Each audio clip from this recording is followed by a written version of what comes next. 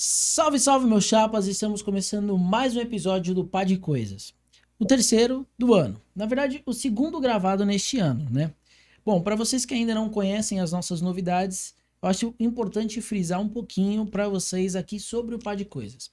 Em breve começaremos a fazer esses episódios que vocês estão vendo às quartas-feiras, eles passarão a ser ao vivo. Na quinta-feira nós já temos um programa ao vivo, que é o Arquibancada de Boteco, feito em parceria do Pá de Coisas com o pessoal do canal Saideira. Então, se você ainda não conferiu e você gosta de esporte, assiste, gosta de acompanhar futebol, a seleção brasileira, tá um fracasso a seleção brasileira. Se você gosta de acompanhar, se inscreva aqui no nosso canal, acompanhe nossas lives, nossas transmissões, porque é muito legal. Antes de mais nada, aqui embaixo vai aparecer para vocês. Sigam a gente no Insta, sigam a gente no TikTok para vocês ficarem sabendo de todas as novidades. Mas, Gleison, vamos começar esse negócio logo. Acho que o Gleison tá cansado de eu ficar vivendo falando o nome dele, né, Gleison? Fala a verdade. Você tá cansado. Todo episódio agora eu falo o nome dele. Não tem problema, é para ele perder a vergonha. Hoje nós vamos falar de um tema muito importante, gente. E vai ser exatamente o tema do livro que o meu tio Nilberto escreveu. Então, educação cristã em tempos difíceis. A solução? Nesse momento, eu sei que muitas pessoas não vão querer assistir porque é um tema que precisamos pensar e conversar e debater, mas é muito importante, né, Nil? Por favor, se apresenta pra gente. Seja muito bem-vindo, tio, e que eu espero que a gente tenha uma conversa pra lá de como a gente pode pegar o Clareiras aí? Pra lá de clareadora, pronto. Eu espero, Pedro. Primeiramente, eu agradeço muito a oportunidade, o seu convite de estar aqui nesse ambiente tão visivelmente agradável Fico para feliz. os olhos, coloridos, camisas, a camisa do meu time aqui nas minhas ilhargas. Gostei de você ter essa atenção. Eu fiquei triste em saber que você é corintiano, mas vambora. Então, eu pertenço a duas tribos, não? Uma daquela do Parque São Jorge, costumava trabalhar ali perto, num prédio de uma instituição, e eu a cada hora dava uma olhada na janela e via lá pertinho do Parque São Jorge, e eu olhava lá de cima e me inspirava para enfrentar os meus alunos, né? Olhando aquele espaço do meu time, aquilo me dava força e coragem, sabe? Você falou do Parque São Jorge? Você sabe uma coisa que sua sobrinha já fez? Nós fomos em um batizado no Parque São Jorge.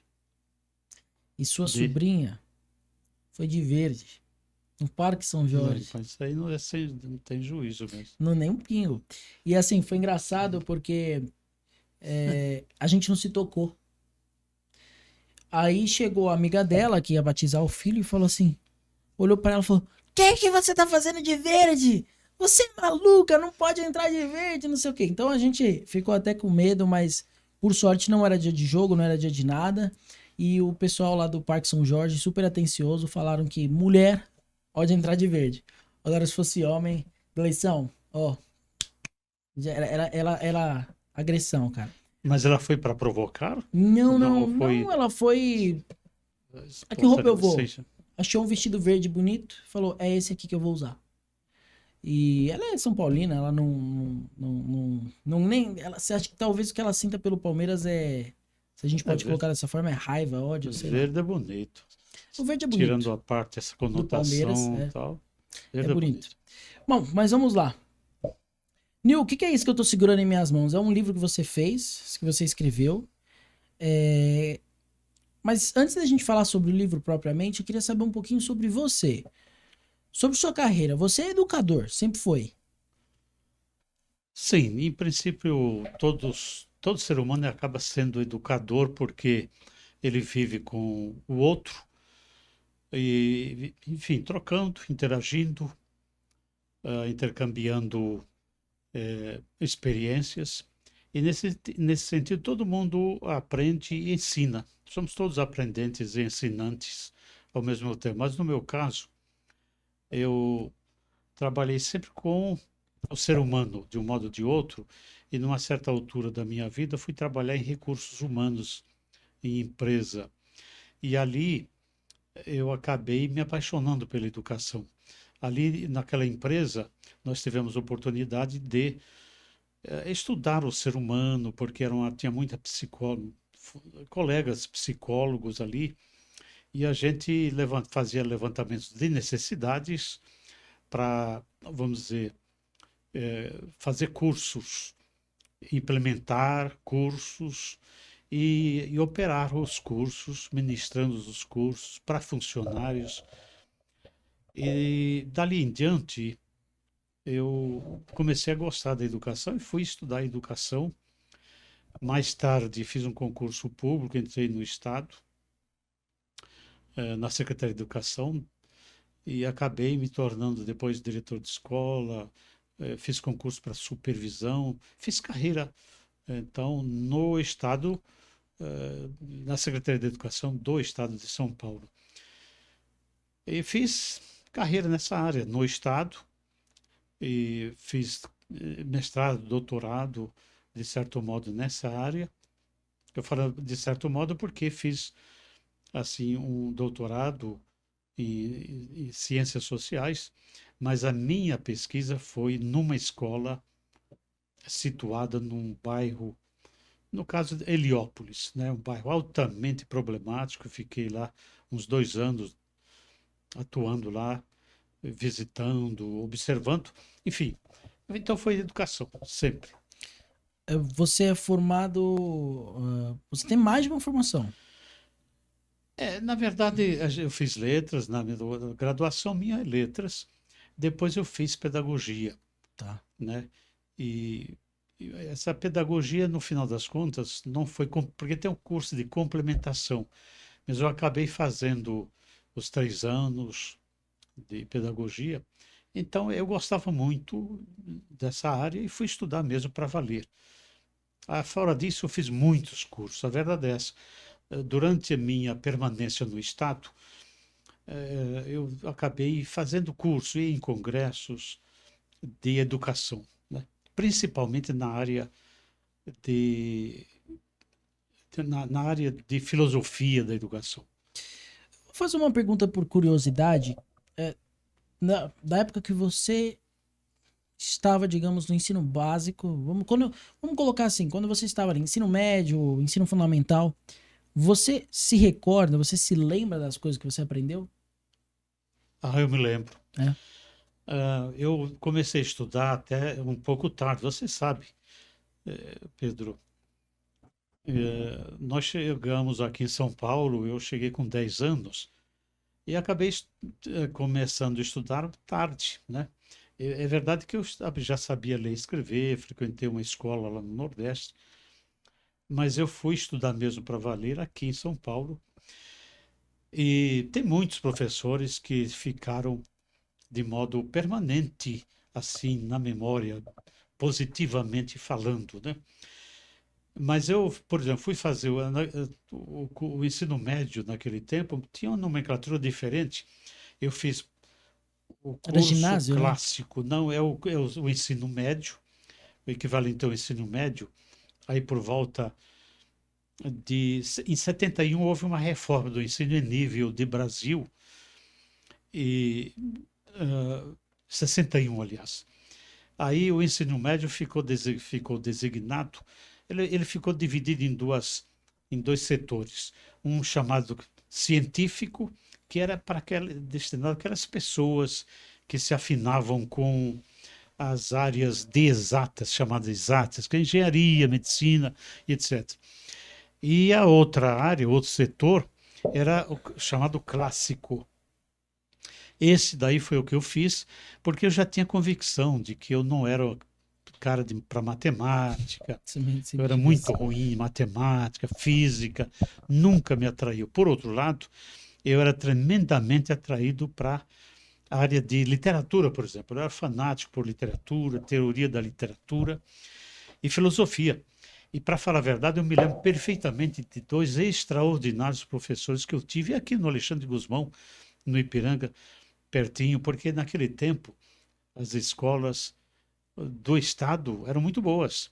Era para uma minoria, a verdade é essa, pouca gente frequentava em relação à população, Mas eram excelentes escolas. Aqui o Alexandre nosso era espetacular. E eu tive professor José Cretela Júnior, sei até o nome. Esse professor, na área do direito, todo mundo conhece. Homem autor de vários livros.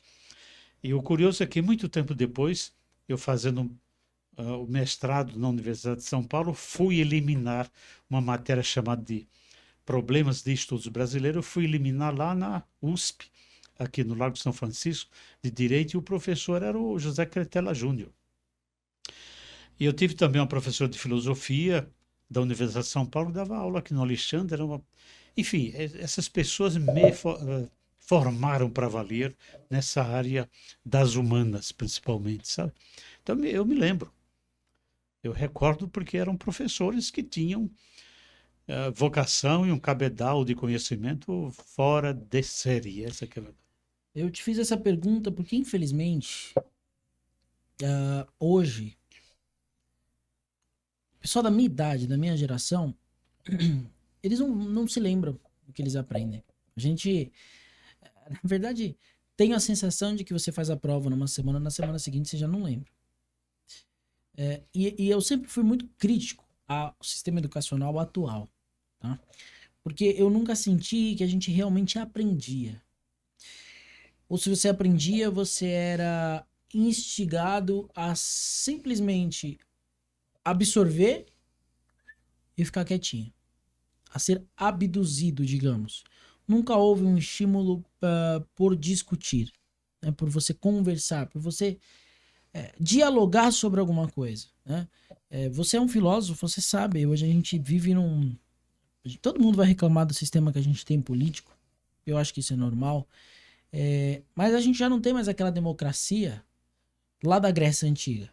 A gente tem uma democracia representativa, então você não tem mais... O povo não vai mais para a praça para ficar discutindo qual será a solução, o que você vai fazer e tal. Só que eu vejo um problema porque na escola, não nessa parte política, mas acho que em outras coisas, a gente não é estimulado a saber pensar, a saber refletir, digamos, a você parar, puxa vida, a você se perguntar, mesmo que seja básico, como é que foi feita essa impressão nessa caneca? Você recebe a informação, é isso e acabou. Isso não é meio prejudicial para a mente humana? Para a pessoa que está na escola ali? Claro, é prejudicial. Então, a educação hoje está esvaziada, desmoralizada. A educação secular, as informações que eu tenho sobre ela não são nada boas. Eu, de fato, não acompanho hoje muito de perto, porque estou aposentado, mas volta e meia eu tenho oportunidade de encontrar com um amigo que também aposentou-se recentemente, mas ele tem contato com escolas e escolas do Estado. As informações não são boas por uma série de razões. Eu tenho a impressão que a formação do professor é muito precária.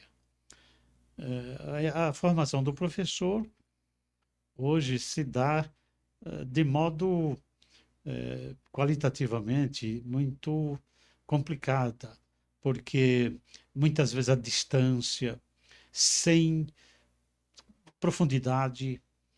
E eu tenho a impressão de que muita gente está em sala de aula hoje, vamos dizer, como professor. Eles estão professor, mas não são professores. No sentido, eles estão lá porque é um bico. Já no meu tempo era assim. Tinha muita gente e tinha certas áreas em especial que faltavam professores. Eles são atraídos, esses professores. Eu me lembro, por exemplo, de professor da área de física, de química, por exemplo. Havia crises de falta desses professores porque as empresas, vamos dizer, ofereciam oportunidades de ganhos muito acima, muito superior, e, evidentemente, as escolas não tinham como competir, as escolas públicas. Então, faltava um professor. O que se fazia? Admitia pessoas com um mínimo de carga horária lá, que no caso era praticamente 180 horas, de horas aulas no currículo dele. E a gente admitia autorizava em caráter precário. Essa é a palavra, precário. Esses professores não são professores.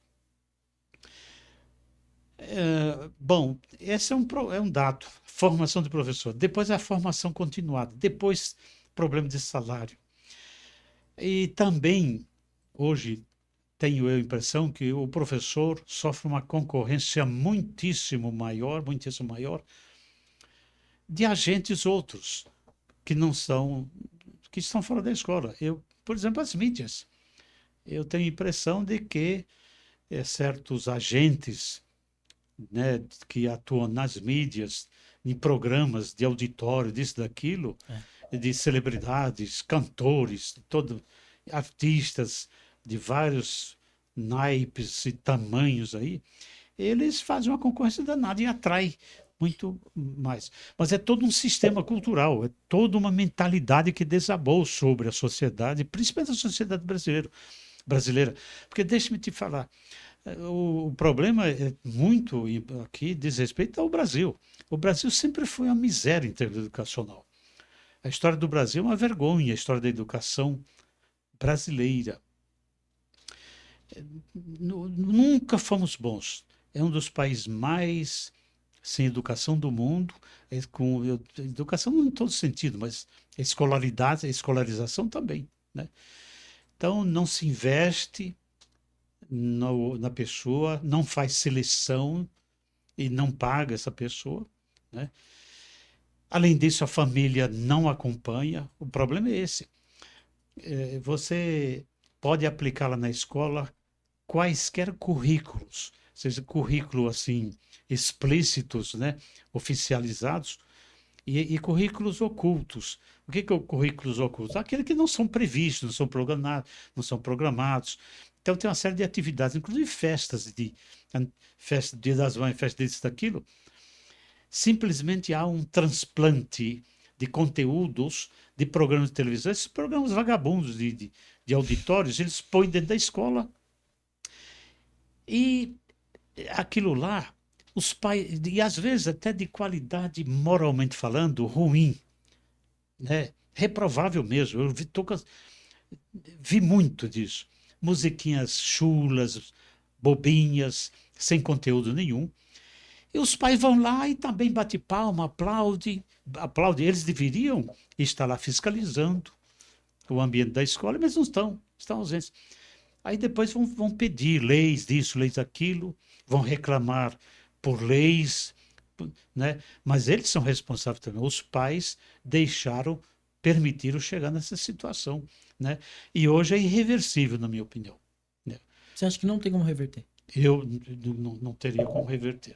Lamento dizer, sou cético, porque isso daí faz parte do próprio DNA da sociedade, ou seja, ela está profundamente arraigada numa mentalidade não, quer dizer, descompromissada com a educação. E sabe de uma coisa? A educação você não faz sem valores, né? Ou seja, sem a verdade, sem a justiça, sem a beleza, sem uma série de virtudes, prudência, coragem. Isso que faz o ser humano. E agora, essas coisas aí não tem, são independentes isso aí de religião, de partidos políticos, de família, né, de nacionalidade. Esses valores são humanos, são universais. Eles são constantes, deveriam ser constantes, permanentes, né? A gente fala muito sobre essa questão, o pessoal fala muito sobre essa questão ideológica. Eu acho que isso daí não tem nada a ver. O sentido que eu tô querendo dizer, eu acho que todo mundo fala, eu sou isso, eu sou aquilo. Mas na hora que você chega pra pessoa e fala assim, por que você é isso? A pessoa não sabe. Ela não sabe nem explicar o que é, o que dirá, o porquê ela é. Então, isso, a minha visão, a escola tem muita influência sobre isso. Porque você falou da musiquinha, vou pegar esse gancho. Você vê a criancinha cantando uma musiquinha, puxa vida, eu vejo pelas crianças que eu conheço, os meninos que eu conheço, um tem 3 anos, vivia lá em casa, ele não canta. nem musiquinha que ele aprende na escola mais. Ele canta agora na Castela. Ele canta agora, tem uma música aí, uma outra música que tá, todas as crianças estão cantando, uma música ridícula. Mas isso mostra muito sobre essa questão que você falou sobre os pais, sobre, digamos, essa falta de atenção, mas essa falta de empenho, digamos, por parte. Você tem um texto que eu gostei muito, que é o Educação, Escola de Mentirinha, lá no seu blog, né? Eu acho que ele é perfeito para ilustrar tudo isso que a gente estava falando. Então, nós temos uma escola de mentirinha. Nós temos uma educação que ela está aí só para você olhar e falar: puxa vida, o MEC tá fazendo alguma coisa aí, ó. Olha que legal, meu filho sabe ler e escrever.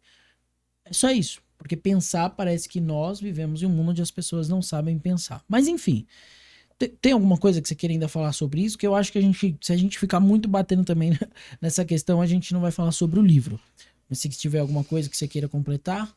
Esse texto que você se referiu, na verdade, é uma resenha que eu fiz de um livro. Se eu não me engano, o autor é Celso Antunes, professor da Unicamp. Ele escreveu um texto, este sim é formidável, é um retrato em branco e preto, um retrato realista da escola brasileira, e principalmente aqui da escola de São Paulo. Ele,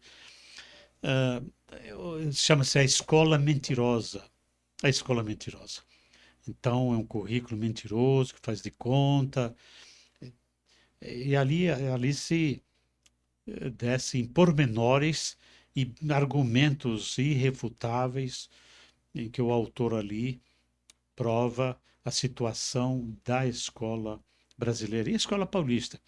Porque, Pedro, eu queria fazer uma observação sobre, falando em escola paulista.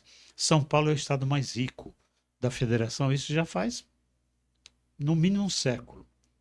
Estado mais rico. Mas São Paulo nunca foi exemplo educacional no Brasil, na história do Brasil. Isso é uma coisa feia para São Paulo. São Paulo tem boas, excelentes escolas, evidentemente, mas é para uma elite, é para uma minoria, justamente para formar aí um quadro que dá para você tocar né, as administrações, a elite brasileira que comandam o Brasil. É impressionante isso. Estado riquíssimo e uma história feia em relação à educação. Eu convivi 13 anos, eu fui supervisor de ensino 13 anos no estado de São Paulo. Então eu conheço razoavelmente as políticas e esses governadores ordinários ordinários em termos da educação, porque a educação é impressionante. Entra governador, sai governador e continua. Cada um vem por exemplo, um que está aí atual, vem com a lorota aí de fazer escola cívico-militar. Ora, bolas, é uma outra, vamos dizer, uma desconversa, né, que aconteceu com todos os governadores. Tinham que... É impressionante. Então, evidentemente, isso não é solução. Sim. Eles estão cansados de saber que não é solução. Então, por exemplo, não é nada contra militar, mas o problema realmente de disciplina, são desses valores. Agora, esses valores não estão com o militar, não estão na religião, não estão no partido A, B, C, não estão com partidos de político, A, B, C, da município, eles estão acima do homem. É esse negócio que está faltando e que ninguém... Você pode colocar militar, você pode colocar exército, aeronáutica, marinha, não vai resolver nada, isso é uma bobagem desgraçada. Então, cada um... São esses ordinários, um após outro, em relação à educação. Sim. Então, eu tive experiências terríveis, terríveis. E aí, Pedro, só para concluir, é impressionante, por exemplo, no momento, as melhores escolas mantidas pelo Estado, estou me referindo, por incrível que pareça, no Piauí. Piauí e o Ceará. É claro que a gente fala assim nesse tom, porque nenhum Estado é melhor do que outro, assim, sob o ponto de vista humano, político, sei lá, administrativo. Mas em termos de educação, não era para o Piauí e o Ceará ter os índices de educação melhores do que São Paulo. Mas é o que está acontecendo. Mas antes disso, por exemplo, foi o Rio Grande do Sul, Minas Gerais já foi melhor do que São Paulo, Paraná. E o São Paulo está meio lá, sempre em cima do mundo. Nunca foi lá essas coisas de educação. Isso daí é uma vergonha, né? O grande estado de São Paulo, o estado que eu amo e tal, mas a história está mal contada aqui, né? Tem o rouba mais faz, tem daqui a pouco eu coloco um negócio lá, uma escola padrão. É terrível a história. É revoltante, você começa a pensar nisso. Eu fico feliz em ver. A gente tem anos de diferença, vivências completamente diferentes, mas eu fico feliz em saber que a gente pensa parecido em relação à educação. Eu fico feliz em ver isso, Nil, porque eu sempre fui um. Todo mundo sempre me taxou de ele não gosta de estudar. Mas eu fiquei muito chateado em saber aprender mais sobre o Brasil indo para Portugal. E para mim ali morreu a educação. Confesso, foi ali que morreu para mim a educação. Quando eu precisei ir para Portugal para aprender mais sobre o Brasil, ou ter o interesse, digamos, o meu interesse pelo Brasil foi lá em Portugal, só quando eu fui para Portugal, do que aqui no Brasil. Tem aquela questão, a cultura, falta amor. Aí a gente entra na discussão do Brasil, Dom Pedro I estava em cima de um burro, com a roupa toda suja, e isso daí independe. Mas o que eu vejo, eu acho impressionante é o fato de eu precisar ir para o exterior para saber mais sobre o meu país. Ou aprender, por exemplo, que Dom Pedro I não era Dom Pedro I. Isso pega muito. Eu precisei ir para o primeiro ano do ensino médio, já sabendo, na verdade, que eu já tinha ido para Portugal, fui para Portugal no 9º ano. Lá, chegando em Portugal, eu descobri a história de Dom Pedro I, o verdadeiro, né? E Inês de Castro. Falei, peraí, mas o meu Dom Pedro I não tem Inês de Castro. Aí você descobre que, na verdade, existiram outros Pedros, né? Dons Pedros antes do nosso Dom Pedro. Então, aí você chega aqui, só apenas em literatura eu aprendi. Eu repassei a história do Brasil no ensino médio, no ensino médio não, no ensino fundamental, no 6º ano, no 7º ano, e não aprendi isso. Então eu fico muito chateado em ver alguns elementos, digamos, no todo, se perdendo. E isso é muito, muito triste, né? Mas enfim. Agora, mas Pedro, eu preciso terminar aqui esse capítulo, né? Essa parte da escola com um tom assim um pouco mais positivo. Eu preciso também defender o lado da escola Pode e a defender. necessidade da escola. Veja, primeiro, dá a impressão de que eu estou colocando no mesmo balaio aí todo mundo, quer dizer, todos os Sim, professores. sim. Eu vou dizer uma coisa: em cada escola você vai encontrar professores, eu não sei quantos, mas em todas que eu passei tem caras idealistas lá, Sim. caras realmente comprometidos com o saber, com a educação. São pessoas extremamente zelosas pela pessoa humana, pelo aluno. Sim, sim. Isso em toda a escola tem. E só essas pessoas salvam. Aliás, o que tem salvo as escolas, São os elas só não professores. são professores. Eu concordo, eu acho que o problema aí tá no currículo, né? No E currículo alunos apresentado pelo também, MEC. olha. Acontece o seguinte: eu tenho recordações incríveis de alunos. Quando você tem lá classes de 35, 45, 50 alunos Não é difícil, hein? que não querem levar a sério nada, você tem 5 alunos. Eu sempre guardo na memória alunos que serão aqueles que salvam também a escola. São alunos que fazem do possível para aprender, vão atrás do conhecimento, lutam, se esforçam e faz a grande diferença. Então, veja, tem esse lado aí. A escola, digamos, é uma espécie de fonte. Nós, dias atrás, estávamos aqui e um professor estava falando dessa questão de fonte. A escola tem a fonte, é uma espécie de fonte, metaforicamente falando. Ali se lida com conhecimento e quem realmente estiver disposto a aprender, aprende, né? Agora, você pode pegar a melhor escola do mundo, põe lá uma meia dúzia que não querem aprender, não aprenderão, não. Agora, a própria estrutura da sociedade hoje é montada de tal modo que o diploma, que o certificado, ou seja, que a escolarização é necessária. Sim. Então, nós temos que encarar a realidade aí. Quer dizer, a escola é ainda É uma ente, necessidade, né? um ente, vamos dizer, que certifica, né? Que credencia E é muito a pessoa importante. com aquele Sim. diploma, com aquilo lá, né? Vamos falar do livro? sim. Bill, por que você decidiu escrever esse livro aqui? Ele é um livro, na verdade, sobre educação cristã voltado para as igrejas. Ou para todas as instituições, digamos, cristãs. Por que é esse livro? Então, Pedro, por que que eu escrevi? Porque ele tem muito a ver com esse assunto que nós estamos falando. Em primeiro lugar, com a experiência muito dolorosa que a gente, como professor, né, como educador, que eu tive, né? Ah, nas escolas, eu acabei, por causa da minha carreira na escola, nas escolas, e praticamente todos os níveis pelos quais passei, né? Eu atuei em empresas de treinamento e capacitação de funcionários. Depois eu fui para escolas públicas. A minha carreira na escola pública, foi mais em ensino de segundo grau. Eu sempre atuei em segundo grau. Tive uma passagem rápida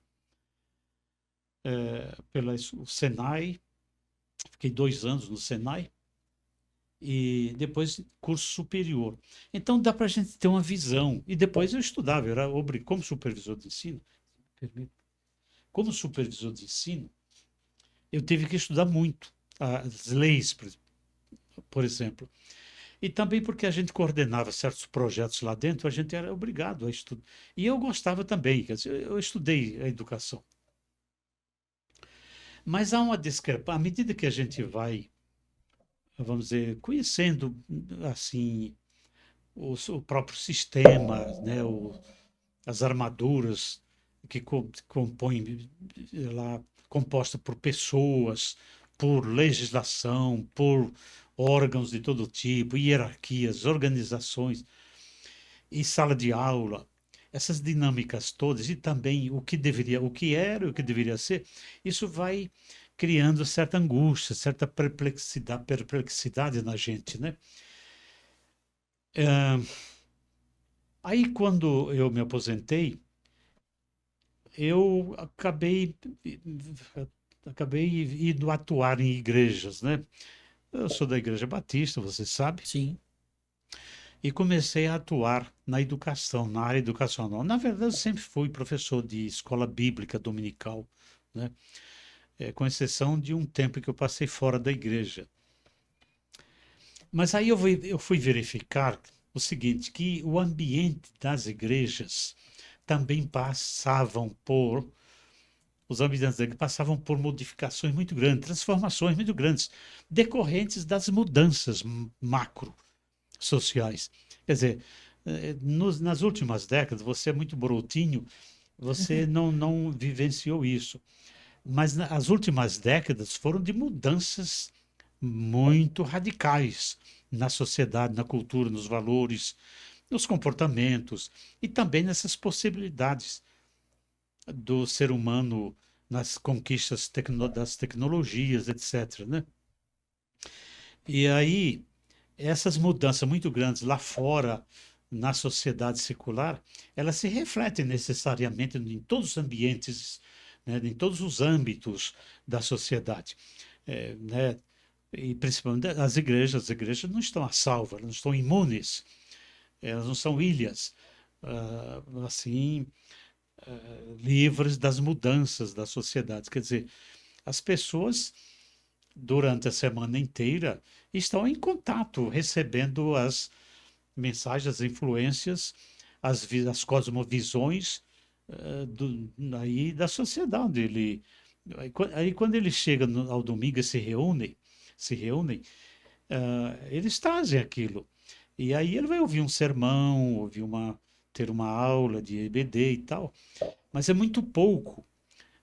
O fato é o seguinte, é que eu notei que começou a enfraquecer demais a educação cristã das igrejas. As aulas, a preocupação com o ensino bíblico começou a declinar muito intensamente. E, além disso, as igrejas evangélicas, batistas, inclusive, passaram por divisionismos, terrível e brutal divisões ali. E aí você vê aí o que aconteceu. Surgiram várias igrejas essas mega igrejas, igrejas imensas, igrejas eletrônicas da televisão, com certos critérios, certos hábitos mentais, certas capacidades mentais, incompetência ou competências mentais, e que levaram esses hábitos, essas posturas para as igrejas batistas. E eu diria para você que em prejuízo da educação, sempre em prejuízo da educação cristã, que nós tínhamos, mal ou bem, havia, e décadas atrás havia. A gente aqui está até dando a impressão de estar melancólico, porque pensando que, olha, esse cara está dizendo que no passado as coisas eram melhores, né? Que é uma tendência né, de quem lida com a memória, e de ressaltar as memórias positivas e, vamos dizer, esquecendo as negativas. Tomando as negativas e generalizando como se o mundo do Sim. passado fosse excelente.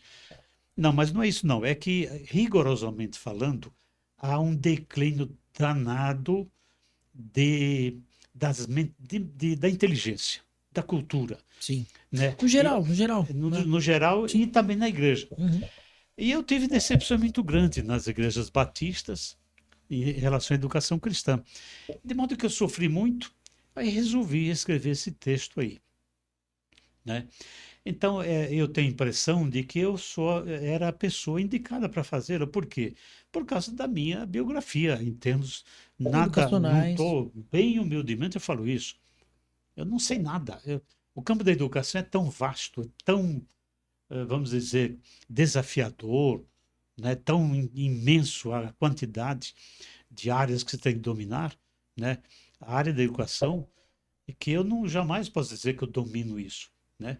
Mas acontece o seguinte: eu fui um estudante muito dedicado a estudar a educação, entender um pouco da educação.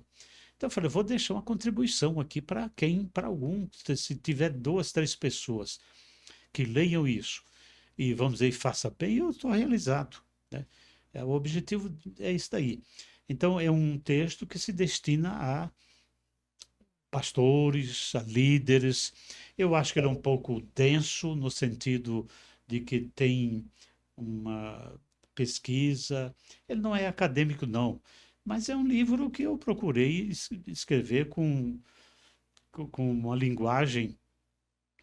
Não é dizer que o tipo do assunto, o tipo de argumento, ele requer, necessita um vocabulário que não é técnico, mas não é esse para fácil consumo, fast food, né, de fácil assimilação. Ele é para uma pessoa que tem capacidade de refletir, de fazer uma análise, uma crítica à sociedade atual, à cultura, o besteirol que reina nas cabeças né, eu faço uma crítica aí à cultura contemporânea, né? Vamos dizer, e a igreja, e o ambiente das igrejas que estão esvaziados e não deveria estar, esvaziado de interesse pela educação cristã. Nil, você falou, eu pensei bastante, eu acho que entra nesse tema, mas eu acho que tem um detalhe importante que as igrejas têm que se atentar, que é na atenção para com aquelas pessoas que querem aprender, mas não sabem aprender, digamos assim. Por que eu tô falando isso? Eu me afastei da igreja, vou falar de mim agora, eu me afastei da igreja não porque eu não concordava ou discordava, não concordava, discordava, porque alguma coisa que era dito na igreja. E sim porque eu tinha mais interesse em aprender sobre um determinado tema bíblico, e não tinha ninguém para me explicar. O que acontece? Quando eu era mais novo, acho que isso daí, da pessoal da minha geração, sabe, principalmente essa nova geração, acho que vai sofrer muito mais, a gente começa a pesquisar. E se você não tem um certo conhecimento, você não sabe como pesquisar isso na internet. Então a primeira coisa que te aparecer, você vai pegar e vai tomar como verdade. Não tinha ninguém para me explicar. E não era falta de pedido, mas não tinha ninguém para me explicar. Então eu tive que começar a pesquisar. E aí você começa a criar teorias. Então o que me afastou da igreja não foi a falta ou a discordância do que era aplicado dentro da igreja, mas talvez a falta de tato do meu pastor de jovens em saber lidar com as minhas dúvidas em relação a determinado tema. Então, a partir dali, comecei a desandar.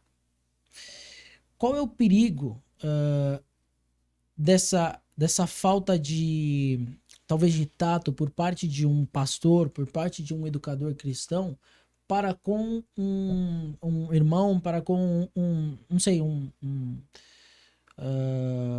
não sei, alguém que queira aprender? Qual que é o perigo da pessoa não ter digamos, um tato, uma sensibilidade com digamos, a sua ovelha? Pronto. Olha, Pedro, o...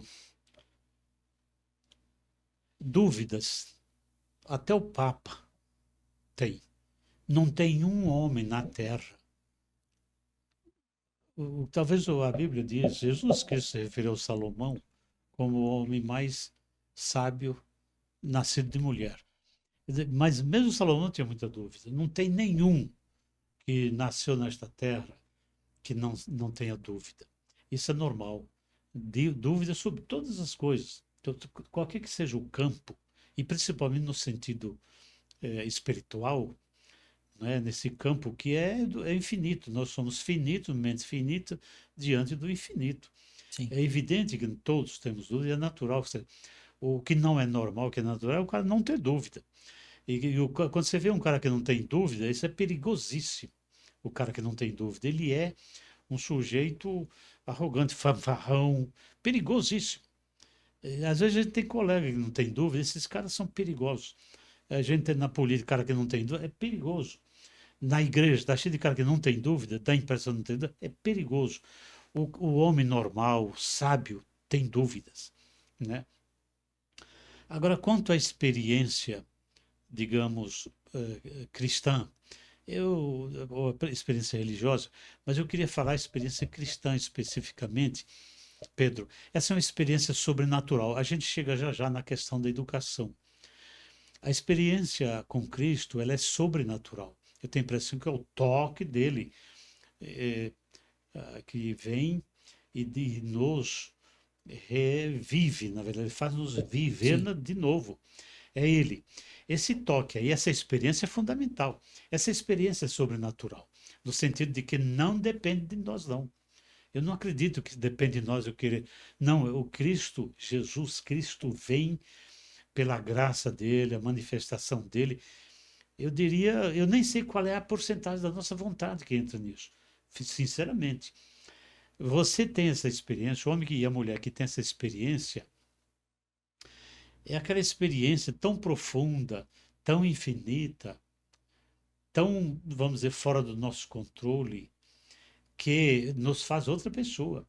Eu acho que até a nossa identidade perde-se. A nossa identidade, o cristão verdadeiro, ele não tem identidade para chamar de sua, na minha opinião. E na opinião de alguns teólogos. Essa identidade é Cristo, é de Cristo. Porque ele morreu com Cristo na cruz, ele ressuscitou com Cristo. Ele é uma nova criatura, mas ele morreu. Então a identidade dele é Cristo nele. Bom, você lembra daquela passagem de Isaías? Isaías viu Deus, ele viu o alto e sublime trono. Lembra disso? Isaías, no tempo, lá no capítulo 6, ele contemplou Deus, ele viu Deus sentado no alto e sublime trono, diz lá. E aí o que aconteceu, Pedro? Ele viu também essa experiência tão profunda que ele viu um ser, né? Um anjo, né? Um querubim, pegar uma brasa. Isso é importante o que eu estou te falando. Sim, sim. Pegou uma brasa e veio e tocou nos lábios do Isaías. Eu estou falando isso aqui por quê, Pedro? Porque essa experiência é fundamental. Você está entendendo? Sim. Essa experiência é fundamental. O Isaías nunca mais foi o mesmo. Eu podia citar aqui vários. Então, essa experiência de ver o alto e sublime trono, essa experiência, ela é definitiva. Muito bem. Agora, você diz assim, bom, mas agora essa experiência aí encerrou, está completa, não precisa mais nada. Não, precisa ter um processo de aprendizado mesmo. E aí precisa ter pessoas. Muito bem, o Isaías, ele não ficou, digamos, no vácuo, não ficou nas nuvens. Esse cara continuou morando num certo lugar, agindo, vivendo, comendo, fazendo compras, passeando, num certo tempo e espaço. É ou não é? Ou seja, é numa circunstância cultural, num espaço-tempo social. Ele continuou vivendo ali. Esse é o problema. Aquele ambiente é desafiador, aquele ambiente é complexo, heterogêneo, tem muita gente, tem vozes, tem discursos, tem tentações, tem uma série de coisas. Ele precisa aprender ali. Então ele vai agir, o Isaías, ele vai agir no mundo, com pessoas, na economia, na política, naquilo e acolá, na educação, nas escolas. É complicado. Mas, veja, Pedro, ele tem com ele aquela experiência do alto e sublime trono. Se não tivesse daqui, não adianta. Isso aqui o resto é bobagem. Precisa ter aquela experiência. Aquela experiência determina tudo. Aquela experiência rege, preside, administra tudo. Porque é Deus dentro dele é que dará essa experiência, vamos dizer, é que vai determinar como é que ele faz, como é que ele age e tal. Mas precisa de alguém ir ajudando. O problema é esse alguém, onde, em tese, seria nas igrejas, nos ambientes das igrejas. E como diz o pastor lá da minha igreja não é o prédio, não são gente.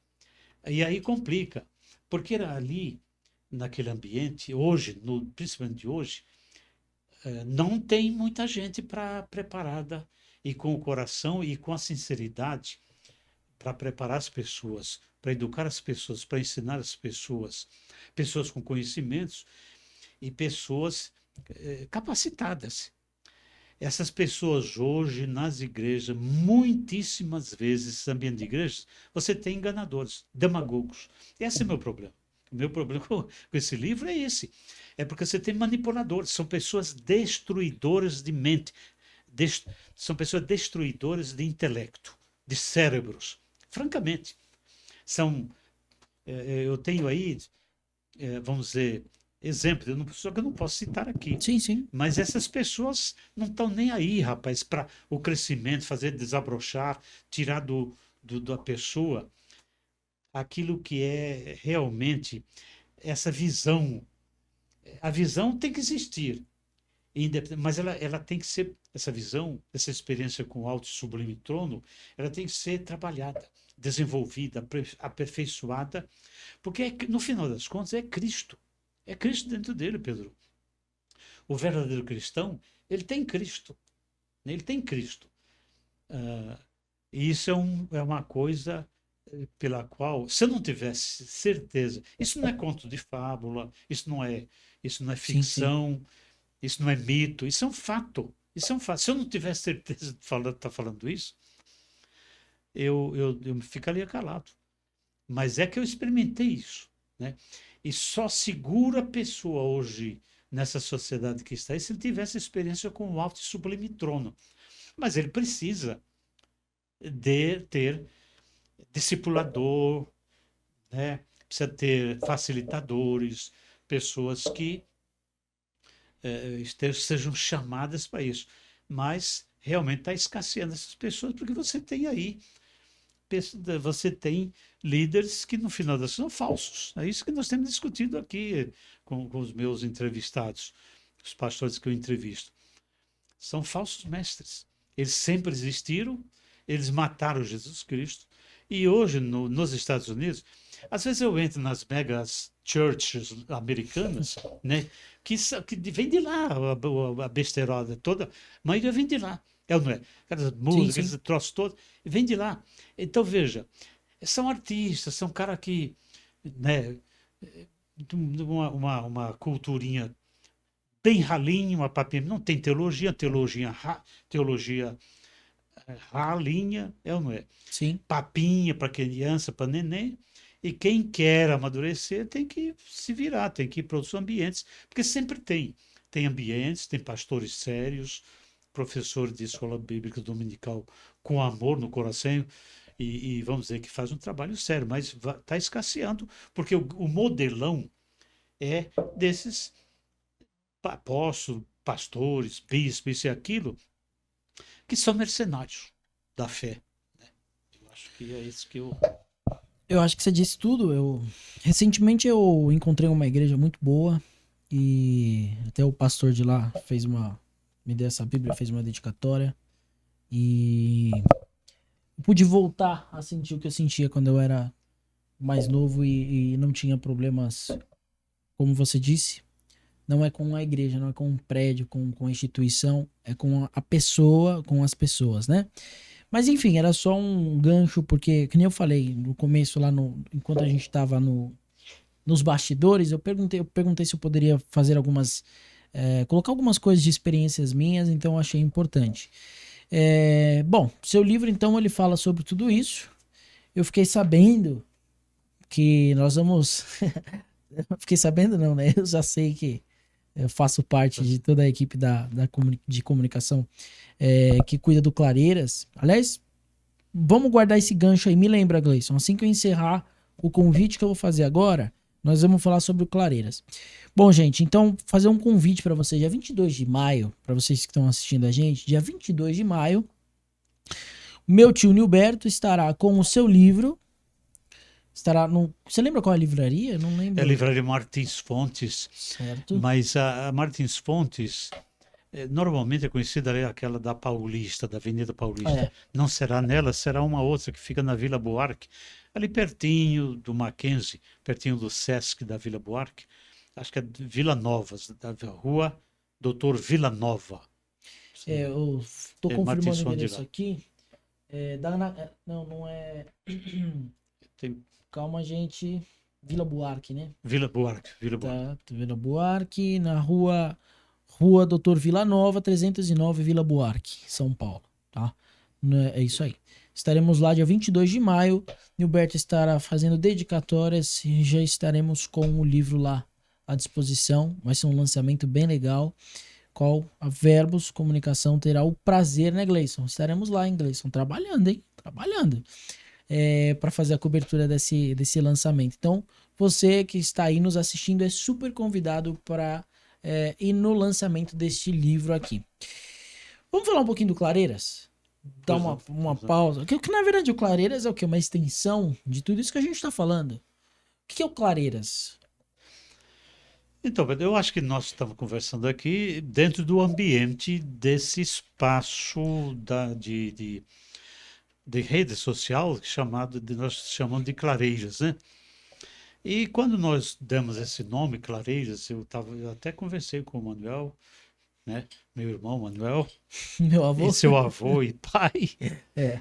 Então, o Manuel, eu estava conversando com ele, e eu sugeri para ele Clareiras, ele topou, porque eu tenho em mente o seguinte, que nós vivemos numa sociedade altamente complexa, altamente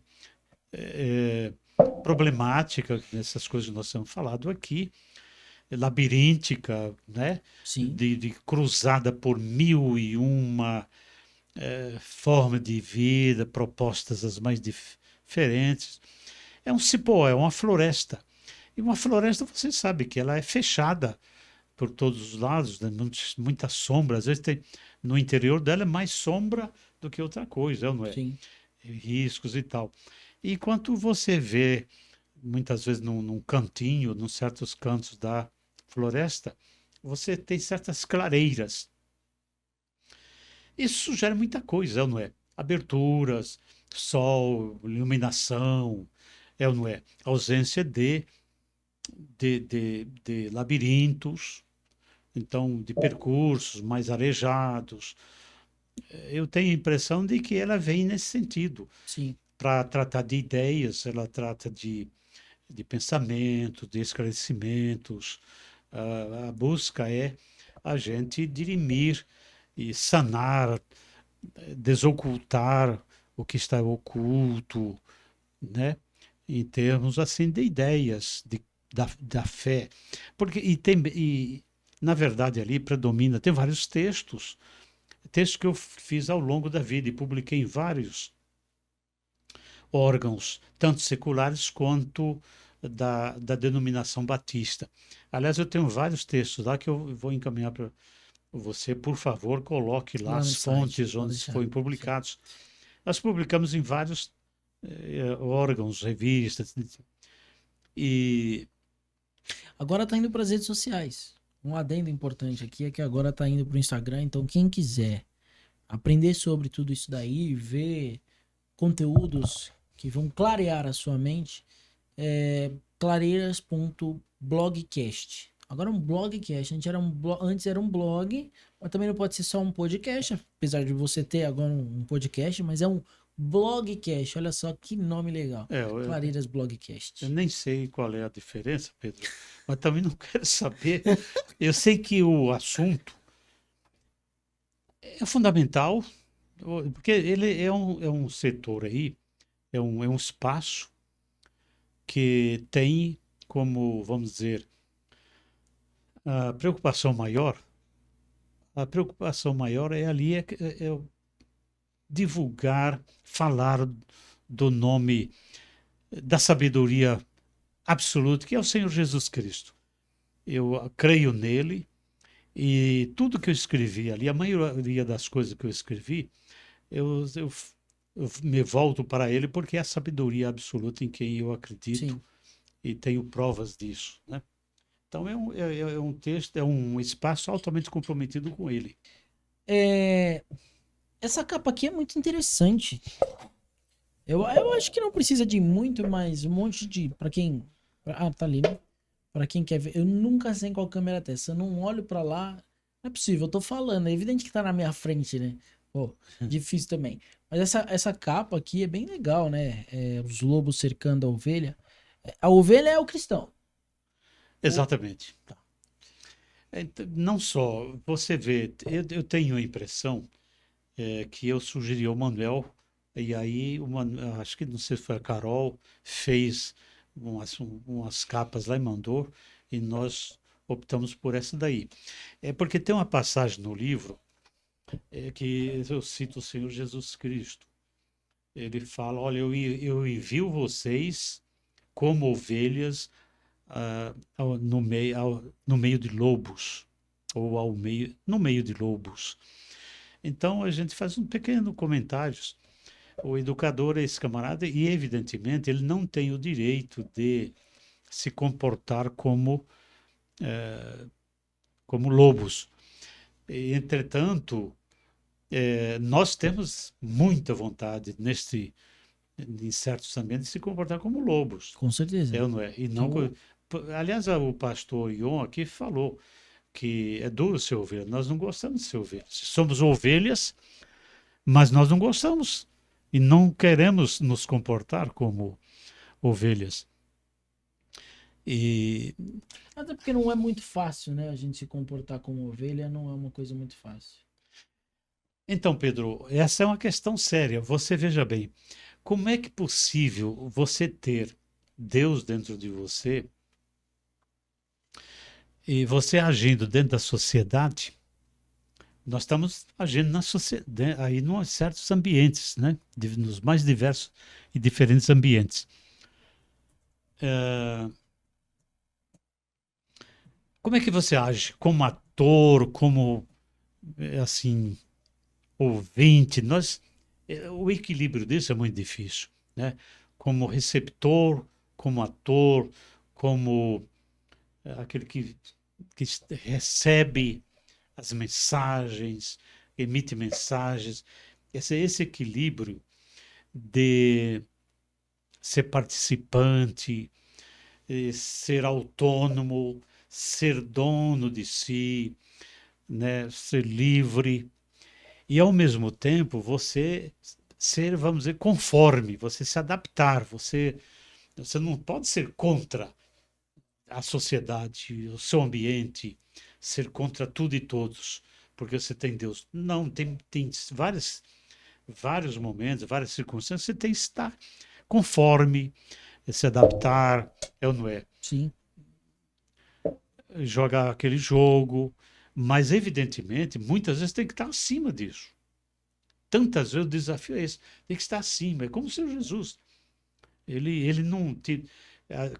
O momento que ele se adaptava, em outros momentos ele estava acima disso, e em outros momentos ele era contra, né, o ambiente.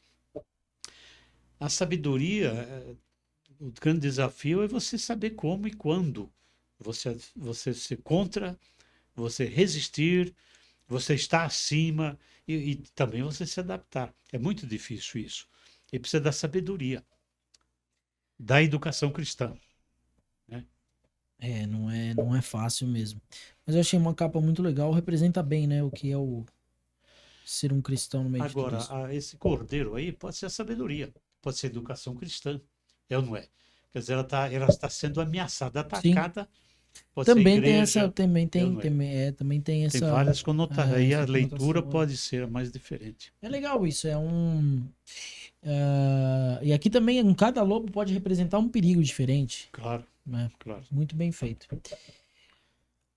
Qual que é a sua definição para a educação cristã? Como que define a educação cristã? Como a gente pode definir a educação cristã? Separar ela, se a gente separar ela da educação mesmo, como a gente pode definir ela? Ele é um tipo, ele é um caso especial de educação, porque de fato tem vários. Essa palavra educação, ela realmente oferece dificuldades de compreensão, porque existem várias noções em torno ou próximo a ela. Você tem, por exemplo, a palavra treinamento, instrução. Por exemplo, um soldado que se prepara para tirar, que é preparado para tirar, ali não é educação, ali é um treinamento. Um cavalo, por exemplo, você vai ensinar um cavalo, aquilo não é educação, você está treinando, se você está domesticando, né? Sim, Então tem muito dentro da educação, você tem certas atividades que às vezes ficam confusas e confundem os campos. A educação é alguma coisa muito mais ampla, é a formação integral do indivíduo. A educação para valer toma o indivíduo, a pessoa humana, na sua totalidade, que é um ser biológico, psicológico, moral, espiritual, e só a educação se promover todas essas dimensões do ser humano, mas de modo integral, de modo completo, sem separar. Por exemplo, você tem hoje aí um influencer, por exemplo, ele pega alguma coisa do ser humano e treina bem para ele, por exemplo, conquistar postos na empresa, ser promovido. E pega ali a coragem, por exemplo, vai trabalhar coragem, a iniciativa do indivíduo e treina só aquilo. Isso não é educação, né? Isso é um treinamento, né? É uma instrução, uma domesticação, é ou não é? Mas sim. ele não está formando moralmente, por exemplo, o ser humano, não está preparando para esse cara ser justo, ser honesto, ser comprometido, ser solidário com o outro, respeitar o outro, respeitar a vida. Então, essa educação aí, ela é rara. Tanto é verdade que você tem aí um mundo em perigo. Você tem aí gente sendo capacitada, por exemplo, para vencer, e vai vencer. Vencer como? Ganhando dinheiro, sendo bem-sucedido. Mas ele não interessa se ele queima floresta, se ele mete fogo no nosso cerrado, é ou não é? Para deixar passar boiada, por exemplo. Isso não é educação, isso aí é treinamento, isso aí é Boa definição. né, um treinamento. Muito bem. Agora, a educação cristã ela é uma educação especial. Em primeiro lugar, ela volta-se para a dimensão espiritual do ser humano. A dimensão espiritual é aquela que visa a eternidade. Nós somos seres espirituais. Somos seres espirituais. Então, ela se volta para uma dimensão do homem que é eterno, né? E o que é a espiritualidade? Aí nós vamos ter mil Mil formas de coisas. visões.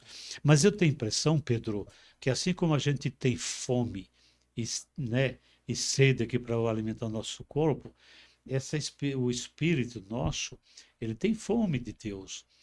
E Deus é justiça, é amor, é paz, é verdade, as coisas que mais faltam aqui nesse mundo, né? E evidentemente é formar o Lamentavelmente. caráter de Cristo. É uma educação que visa formar o caráter do Senhor Jesus no filho dele, no servo dele, né? Isso é, nos cristãos. Formar o caráter, na minha maneira de ver, e veja, eu não sou teólogo, Pedro, mas na minha maneira de ver, na hora da conversão, na hora que você tem aquele encontro com Cristo, o caráter não é formado assim automaticamente. É um processo, né? É um processo e que se faz através da educação cristã, que requer metodologia, pessoas, discipuladores, né? Um currículo, um ambiente, troca, intercâmbio com outras pessoas de idades diferentes, por exemplo, né? Nil, lá no começo da nossa conversa, você falou que você não vê mais. Você não vê com bons olhos, né, o futuro da educação. Acho que não tem solução pro. Você falou lá no começo sobre todos esses problemas que a gente veio falando. Mas quando a gente está falando da educação cristã, você acha que tem solução? A pergunta que nós temos aqui no livro, a solução? É melhor a gente não responder essa pergunta, senão o povo não vai querer comprar o livro. Não, vamos mudar um pouco a pergunta. Não vou perguntar se há solução, mas como você vê o futuro da educação cristã? Melhor, quem quiser saber se há solução, compra o livro, eu acho. Pedro, aqui a coisa é diferente da questão do mundo, da sociedade secular. É preciso a gente verificar que nós estamos lidando com a igreja do Senhor Jesus. E repetindo aquilo que o pastor lá da minha igreja sempre insiste, igreja não é o templo. Templo bonito, templo pequeno, templo feio, templo isso e aquilo. A igreja são as pessoas. Agora, portanto, a igreja nunca vai desaparecer da terra. Isso é bíblico, não é? O que Jesus disse? As portas do inferno não prevalecerão contra a minha igreja. O que ele estava dizendo é o seguinte, é que a igreja vai existir até a volta dele, vai existir aqui, né? Ou seja, vai estar sempre gente se convertendo. Por quê? Porque ele está agindo aqui, ele vai converter. Tem muita gente a ser convertida. Portanto, a igreja dele não vai ter, recebe ataques de todo lado, mas vai persistir porque é ele que comanda, ele é o chefe. Cresce. Quando É, tem um ataque, ela vai lá e agora, cresce. Pedro, essa questão ela é muito séria. Se você me permite, rapidamente, como é que surge a igreja? Uma pessoa entra na igreja. Eu tenho a impressão, Pedro, que é ele mesmo que chama. Ele chama e escolhe. Eu vivi um fato. Eu tenho vários, mas eu queria deixar aqui rapidamente um fato que aconteceu aqui pertinho de nós. Um dia, a igreja aqui do Ipiranga, a Igreja Batista, no tempo do pastor Arthur Gonçalves, quem eu devo muito, seu pai mais ainda. O Arthur Gonçalves era um homem que tinha visão de evangelismo, etc. E nós criamos lá uma escola chamada ID. E nós fomos aí o pioneiro nessa escola no Brasil. Acontece o seguinte, essa escola, nós ia de casa em casa, não como aleatoriamente, a gente tinha nomes para ir visitar pessoas e evangelizar, falar de Cristo para essas pessoas interessadas. Então um dia eu vim, era um domingo de manhã, às 10 horas da manhã, já era mais ou menos, eu creio, fevereiro, verão bonito, dia de sol. Aí vim eu e um amigo, um colega, porque a gente andava em dupla. Era eu, um rapaz chamado Barbeiro, tá vivo, mora no Mato Grosso. Aí chegamos aqui pertinho desse onde nós estamos agora. era uma república eu tenho a impressão que era um pensionato de jovens, de estudantes. Eu cheguei lá e falei o nome da pessoa, procurei por fulano de tal, aí veio, era um rapaz mais ou menos da sua idade. Só que ele veio e sem camisa, veio de ceroula, ele veio com cigarro, aí fumava. Eu falava os versículos da Bíblia, ele fumava, jogava fumaça em mim, e nós estávamos perto de uma janela fechada. Quer dizer, ele não mandou a gente entrar, e nós ficamos ali num jardinzinho, e tinha cimento e tal, ficamos ali, mas tinha uma janela, eu notei uma janela fechada. E eu falava para ele os versículos da Bíblia, e ele jogava fumaça, estava tragado, jogava fumaça em mim, se espreguiçava, bocejava. E eu lá pela cena fiquei bravo. E disse assim: escuta, você está pensando que eu estou aqui porque eu quero?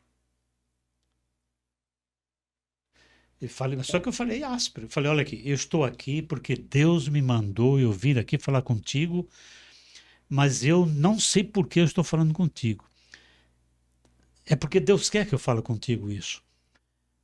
E sabe onde eu queria estar agora? Eu queria estar numa praia, tomando sol. Eu não queria estar aqui contigo, não. E falei bem alto. Aí fechei a Bíblia.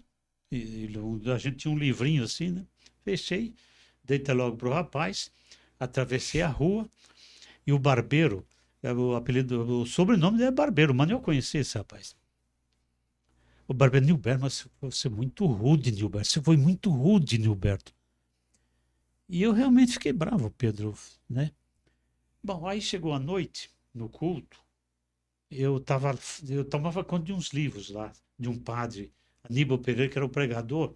Eu estava fora tomando conta do livro do cara. Aníbal Pereira Reis, era um ex-padre.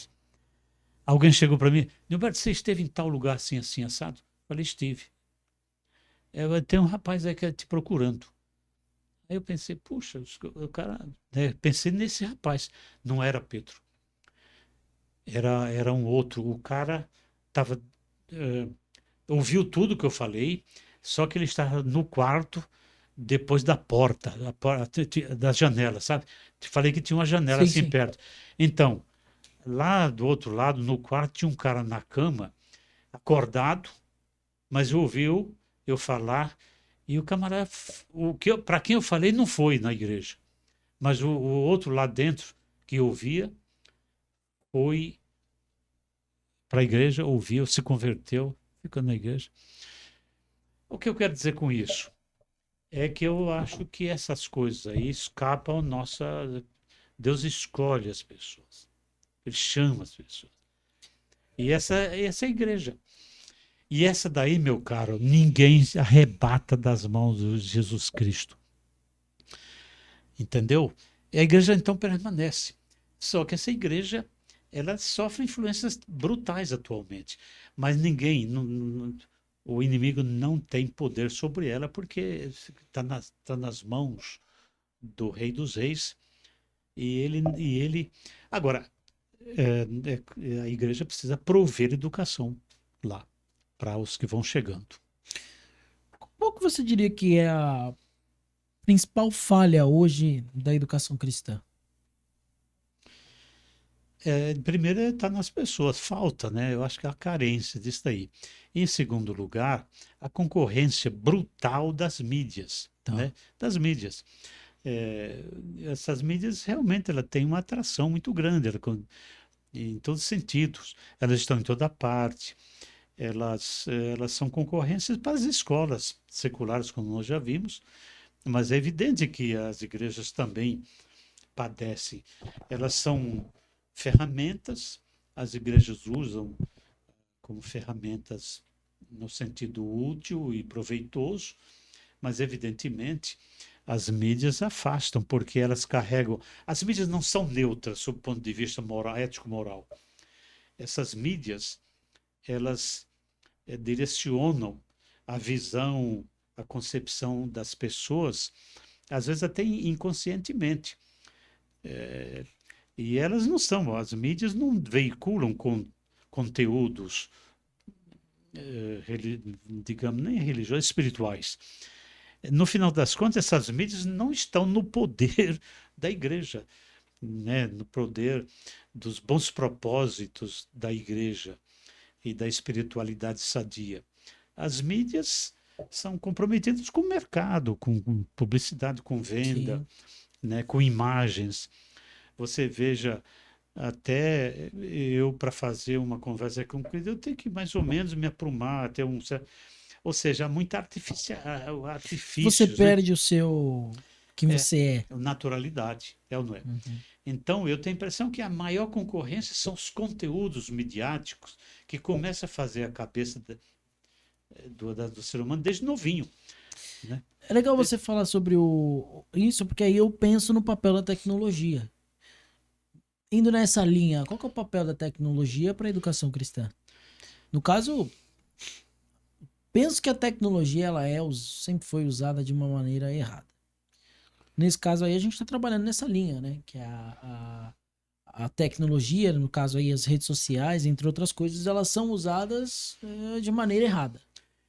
Então, Pedro, ela é uma ferramenta, mas ela não é uma ferramenta neutra, porque o ser humano não é neutro.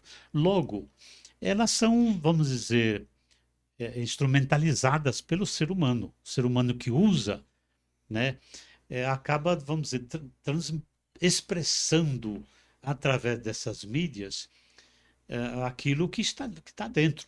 Quer dizer, cada um de nós temos aqui o quê? Nós temos um mundo de sentimentos, de crenças, de vontades, desejos, sonhos e tal, e que precisam ser expressos, exteriorizados, objetivados. E normalmente nós utilizamos as mídias, por isso é que a gente diz que as mídias não são neutras, né? Porque elas são recursos, meios de transmissão de vontades, de quereres, de desejos, de aspirações humanas. Agora, hoje nós já vimos isso, esses status das pessoas, eles não são nem sempre positivos. Eles são altamente egoístas, eles são hedonistas, eles estão voltados para interesses pragmáticos, de sucesso, né? E de mercado, de vendas, de clientes, de conquista de clientes, clientelismos, proselitismos. Então, as mídias nem sempre são usadas para propósitos bons. As igrejas deveriam ser diferentes, né? Mas como vimos, há um comprometimento, né? Nil, eu não vou mais te segurar, porque daqui a pouco a Cláudia vai ligar aí, vai xingar a gente, vai falar: cadê meu marido, Pedro? Não sei o quê. Então eu vou fazer duas coisinhas. A primeira, eu vou fazer uma pergunta. Além desse livro, quais livros você tem aí no seu radar? Tem mais algum livro para falar sobre educação cristã? Ou vai ser esse e os outros livros são outros temas? Não, são outros temas. Pedro, eu tenho aí uns textos já suficientes, uma certa quantidade de texto que dá para um livro. O meu projeto é fazer 3 livros antes de eu morrer, né? Antes de partir. Depois de morrer, você não pretende escrever nenhum, né? Então, eu tenho um que é só juntar aí, vou ter um tempinho, juntar, dá um livro. E eu estou escrevendo outro, ele está na metade. Esse daí já é sobre o Brasil. Eu coloquei o título nele de Aperreios de um Nordestino Fora do Lugar. Ou seja, a gente que é nordestino apanhou. Eu cheguei aqui, tinha 10 anos, eu sei o que eu passei, né? Mas, e desde lá de onde eu nasci, o que acontece é o seguinte: o Brasil trata muito mal alguns filhos. Alguns filhos são filhos legítimos, bons, ou bem nutridos. Tem outros que são filhos bastardos, né? Como se fossem ilegítimos. Então é um paísinho complicado o Brasil. Eu pretendo analisar, estou analisando os coronéis lá da minha terra, conheci alguns quando eu era moleque, e a história do Brasil, né? A educação brasileira. Então, vou analisar o Brasil a partir de um olhar de um cara que viveu situações complicadíssimas, tanto lá quanto aqui, mas principalmente aqui, no meio da riqueza, né? Conheci vários nordestinos. São Paulo não seria São Paulo sem eles, né? É evidente que tem uma razão de ser. Enfim, é um problema do Brasil. E tem um outro que eu pretendo estabelecer um paralelo entre dois personagens da literatura universal. Um é o Dom Quixote de La Mancha e o outro é o Cristão, que é um personagem do John Bunyan. Bunyan é enfim, um escritor clássico também, né, passou preso, e ele produziu um livro fantasticamente interessante, muito um clássico da literatura universal também, e um teólogo, enfim, John Bunyan, chamado O Peregrino, né? Então, tenho todo o fichamento dos dois, do Dom Quixote e do o Cristão, né? O nome do personagem de John Bunyan é O Cristão. Eu vou fazer um paralelo. Então, com isso, são 3 livros que eu pretendo terminar. Nil, tem alguma coisa que eu não te perguntei que você gostaria de falar? Não, Pedro, eu duro que você perguntou direitinho, você fez as perguntas certas, mas as respostas a gente vê sempre foram complicadas, não foram incompletas. Foram, sim, muito completas. A gente tem muito material aqui legal para nós dois. Eu vou pedir só para você mandar um recado, então, final para o pessoal aí que nos assistiu. Pode ser sobre o seu livro, pode ser sobre a educação como um todo. Fica à vontade, é por sua conta agora.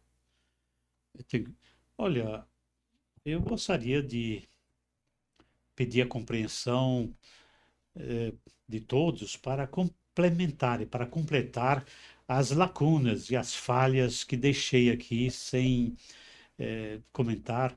E a gente vê que no afogadilho aqui da conversa que eu tive com o Pedro, a gente sempre deixa lacunas imensas e respostas equivocadas, incompletas, falhas e tal.